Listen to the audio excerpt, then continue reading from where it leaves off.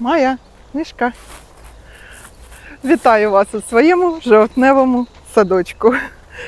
Сьогодні допомагати мені буде Вадим Петрович, згодився. А я розповім про свої садові роботи в саду. Расскажу, что я буду делать, что начала делать, что планирую, что у меня получается, что не очень. Дам несколько интересных советов и посмотрим, как преображается мой сад.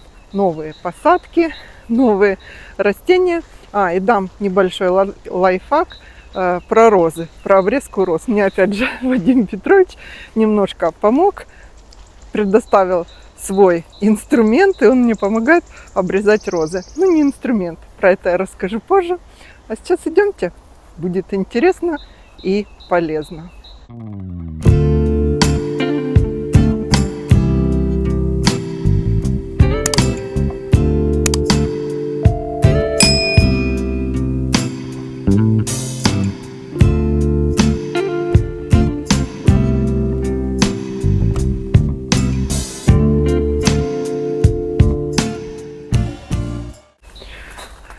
Так, ну начну сразу про розы, не буду тянуть интригу. Что я делаю со своими розами, вы видели в прошлом видео.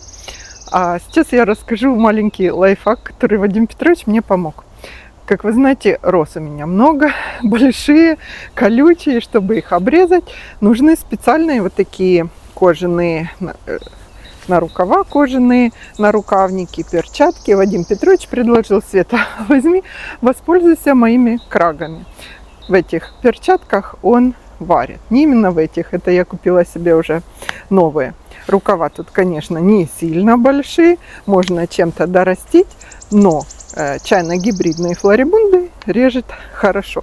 Руку засовываешь вот до сюда где-то в куст, обрезаешь.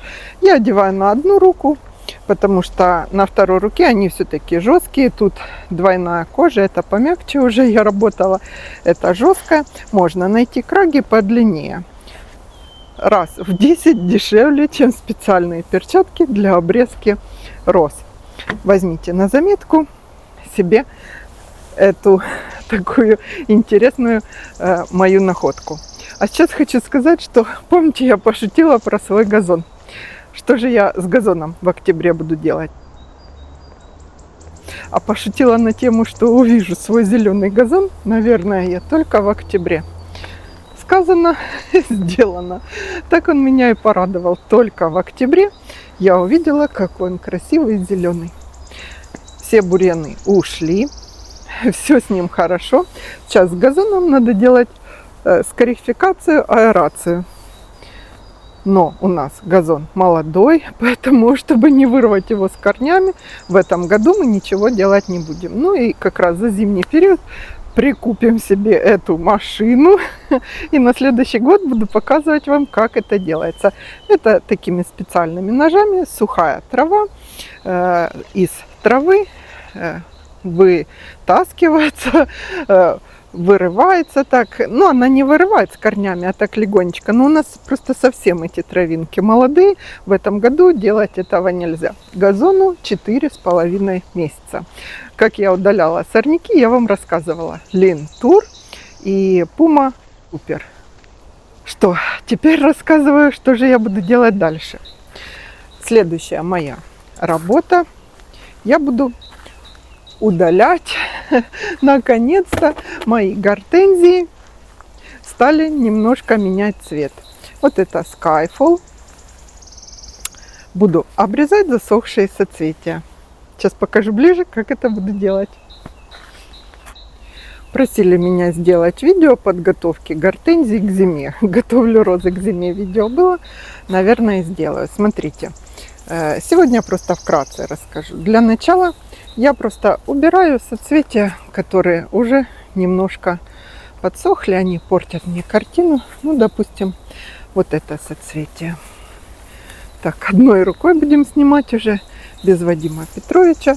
Мы удаляем вот эту метелочку нашу после первых листиков, которые под соцветием вместе с листьями. Вот так. Отрезали, обрезали. Вот первые Вот первые листики, которые сразу под метелочкой идут, их срезаем.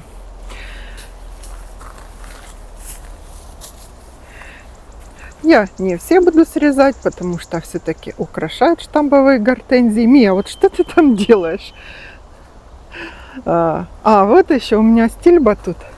А стильбы срезаем, какие не успели, которые еще зеленые. Спрашивали, почему у вас еще зеленые стильбы.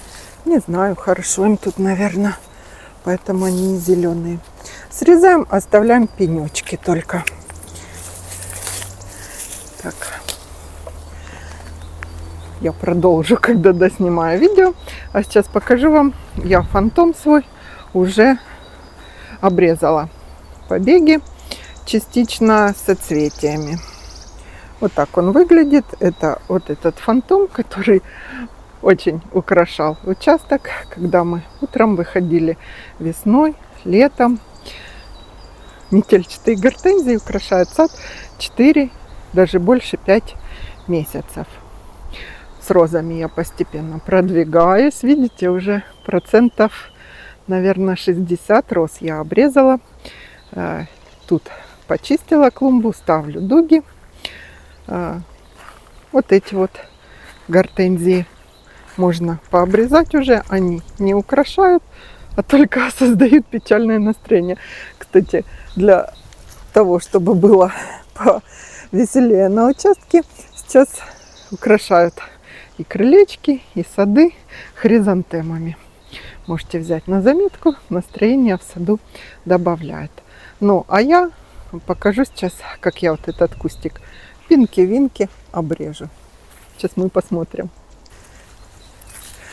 Для того, чтобы придать настроение и яркость этому видео, вот под листиком, я одела такой яркий наряд. Вообще красок, конечно, начинает уже не хватать, но это только начало. В ноябре будет еще печальнее. Так, сейчас я вам покажу, как я все это обрезала. Вот эти метелочки мы в камин бросаем. Ими можно мульчировать в теплице розы, которые вы начеренковали. Или что-нибудь еще закрыть. Можно их положить в крупнолистные гортензии. И тогда им будет тепло. Когда они на зимовку.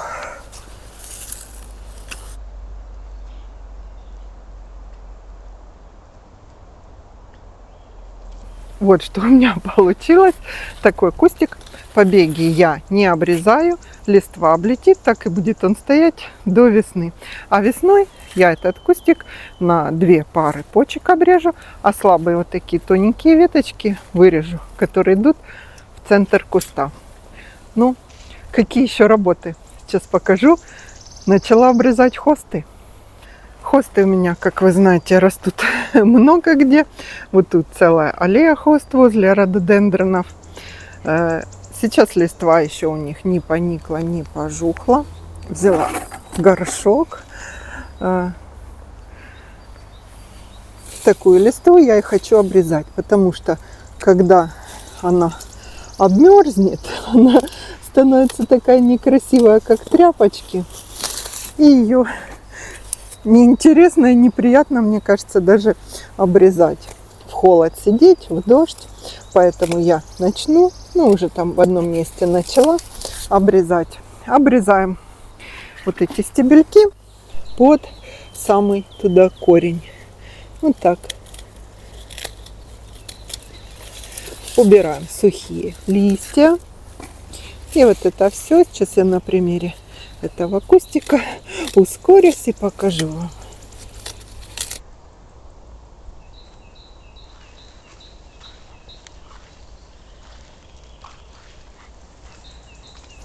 Ну вот что у меня получилось.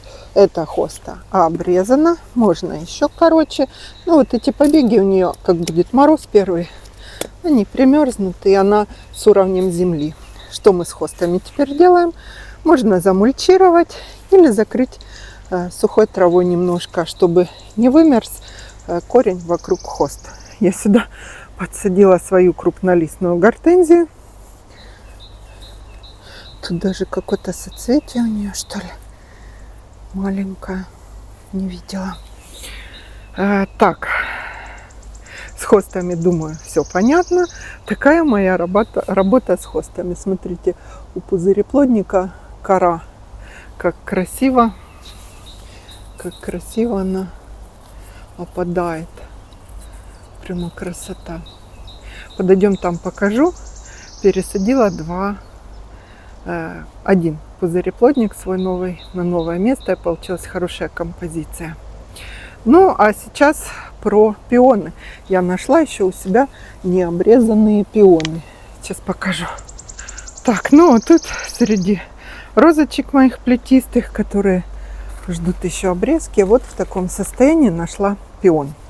В принципе, для конца октября, для середины, это состояние хорошее. У него есть даже листва зеленая. Обрезаем аналогично хостом. Я оставляю небольшие пенечки. Вот такие пенечки оставляю. Для чего я это делаю? Чтобы мне было видно, что тут растет пион. У меня, как вы знаете, 3 ящика луковиц тюльпанов, которые будем скоро совсем высаживать с вами вместе. И я могу искать места и нечаянно захватить и пионы. Так, что теперь делаем с пионами? Их можно присыпать золой, замульчировать и забыть до весны. Засыпать их сильно нельзя. У пиона такая есть фишка. Ему надо как бы период стратификации пройти немножко холодом. Все болезни, всех жуков, пауков, чтобы вымерзло, убрать. То есть для пиона обмерзание верхнего слоя почвы даже хорошо. С пионами понятно. Что я буду делать еще? Немножко похолодает. Я буду у крупнолистных гортензий обрезать листву. У тех, которые будут зимовать в открытом грунте. Сейчас подойдем. Они у меня там растут. Ну, один большой куст вы видели. Бесконечное лето, Endless Summer. А тут у меня растет пион. Ой, пион, гортензия. Так, ну и покажу вам на примере своей гортензии Red Baron, которая тоже растет в открытом грунте у меня. Я ее вам и не показывала в этом году. Цвела она не очень обильно, не очень активно. Ну, на следующий год исправимся мы. Начинаем подготовку, но это я буду делать, это у меня в планах еще. Я не начала. Листва хорошая, здоровая. Заморозков у нас еще не было. Честно говоря, вот эта гортензия тут растет, и она как-то здоровее и лучше выглядит, чем та, которая понад домом. Ну и понад домом, но это, мне кажется, больше даже наросла. И понад домом хороша. Я вам сейчас покажу ее. Значит, что я буду делать с крупнолистными гортензиями? Коротко. Я буду у побегов, которые удалять, не буду срезать лист. Лист срезается, смотрите, оставляется вот такой череночек. Вот, ближе показываю вам.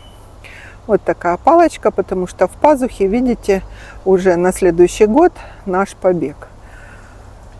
Нам надо эти почки все сохранить. Вот такие листья, большие, как капустные, мы все посрезаем.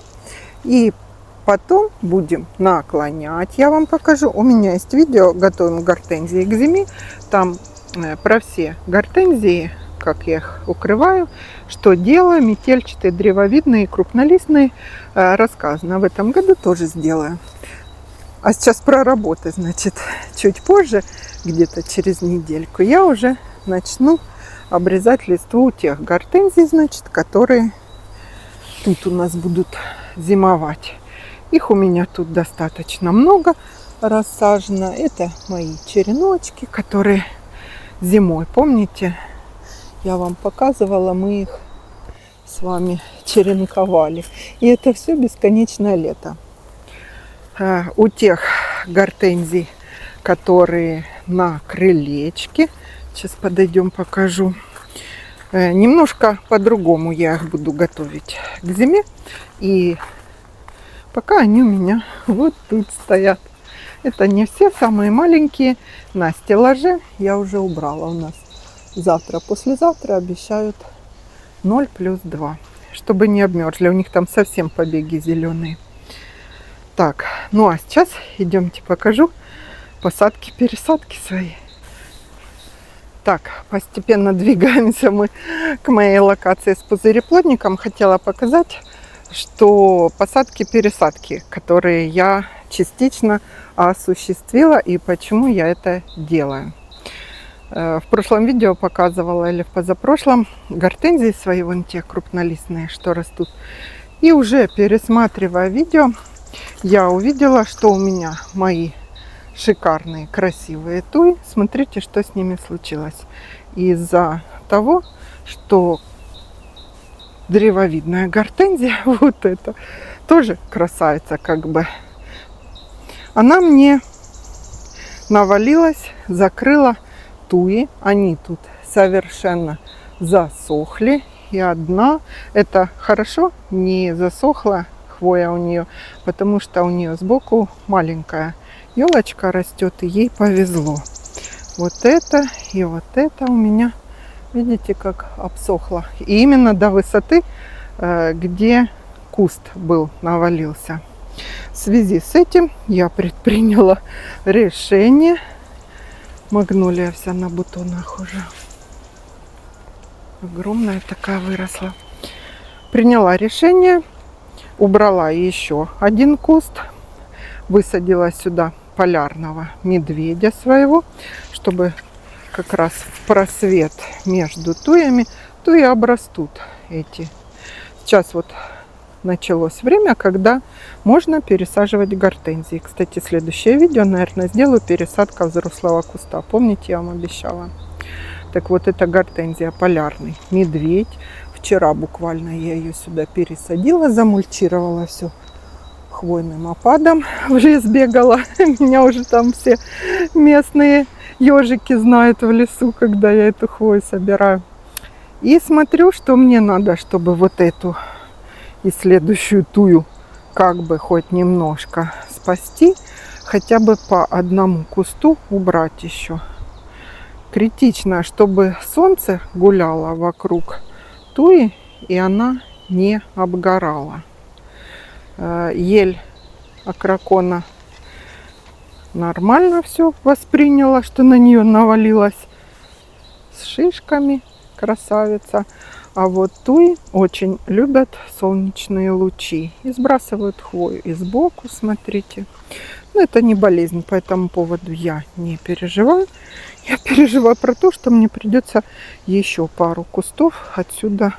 Очень быстро разрастается древовидная гортензия. Имейте в виду, у меня посажена она 1,10 м от туи, и ей этого места мало. Надо где-то 2,5 метра от растений куст сажать.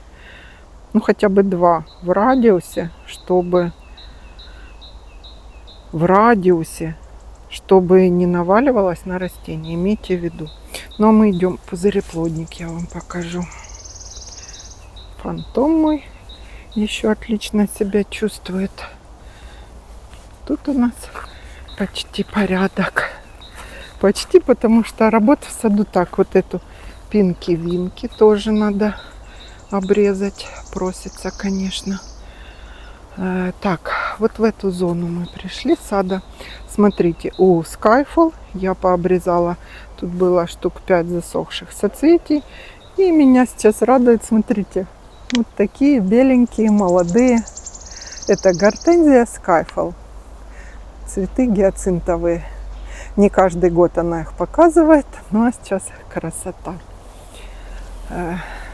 Вот сюда пересажен мой еще один пузыреплодник. И мне так нравится локация, куда он посажен. Это салатовый. Они перекликаются один с другим. Сейчас вот лучше всего растения пересадки свои переносят. Поэтому одна из основных работ, почему я отвлекаюсь от роз, это я пересаживаю. Что запланировано? Вот у меня будет один зонд и второй зонд. Они по возрасту совершенно одинаковые. Откопаны от основного пузыреплодника, того, что я показывала 2,5 года назад. Осенью как раз я смотрю, палочки, побеги, откопала их, а на следующую весну начала формировать, если решите. Так, еще хотела посадки показать свои. Сейчас как раз хорошо высаживать гортензии и из контейнеров, и из открытого грунта. Получила вот такую свою гортензию. Хотела карликовый сорт. Вы ее, наверное, даже и не видите. Вот она. Она уже обрезана, ко мне пришла, без листвы. Это шугараш. Я хотела этот сорт. Посмотрим, как он будет радовать обильным цветением в следующем году меня. Вот такие мои покупки с растениями и посадки. Что еще будем делать с нашими хвойными и растениями в саду в октябре? Именно в октябре, еще не холодно, уже не жарко, мы продолжаем стрижки наших хвойных. Стрижка и санитарная, и немножко формирующая. Сильно прямо застригать-выстригать сейчас уже не рекомендуется, потому что все-таки морозы впереди. А такую форму придать, чтобы от снега не разваливалась. Я свои вот эти можжевельники Спартан немножко подкорректировала. Не сильно. Весной хочу уже более узко такую колонну, не колонну, пирамиду узкую придать им. Смотрите, как Дёрин Кауза Сатоми красив сейчас. Сейчас это его самое красивое время. Он когда цветет красивый, и сейчас. Особенно вот часто я вам снимала на фоне Хупси. Хупси подросла. Выше меня ростом уже, кстати, Хупси. Так, но мы про хвойные. Что же я еще сделала? Я у своих ивонны пристригла вот такие длинные ветви, которые красиво выпадали на дорожку. Пообрезала косым срезом вот эти ветви, чтобы по минимуму их приходилось связывать мне. Так я, когда они были меньше, я каждую зиму, чтобы вот эти ветви, у них ветви от самого ствола туда. Вот такие длинные-длинные. Так, вот это уберем. Вот такие веера длинные. Можно было это делать и раньше. Можно их вообще стричь. Знаете, как то и стригут, так и их застригаешь вниз, и только верхушка растет. Но мне уж очень нравились, ну и сейчас нравятся, поэтому я так не сильно. Веера вот эти, они теперь вверх не будут, как, допустим, вот у этого побега. Но этого можно тоже пристричь. А будут стоять, держать внизу ветви более плотные такие, как карандаш уже. И они, эти побеги, не развалят нам. Вот такие небольшие выпады. Это допустимо. Веточки. 1-2 веточки в кроне засохших. Это норма. Не норма, когда у вас вся туя, конечно, пожелтеет и опадет. Так, по обработкам в октябре мы уже ничего не делаем, конечно. Ничего, нет каких жуков, пауков. Не обрабатываем. Так, еще у меня тут розы. Буду пересаживать опять я вот этот пенисетум, свой красавчик. Он тут забился гортензией, мешает еще одному спартану.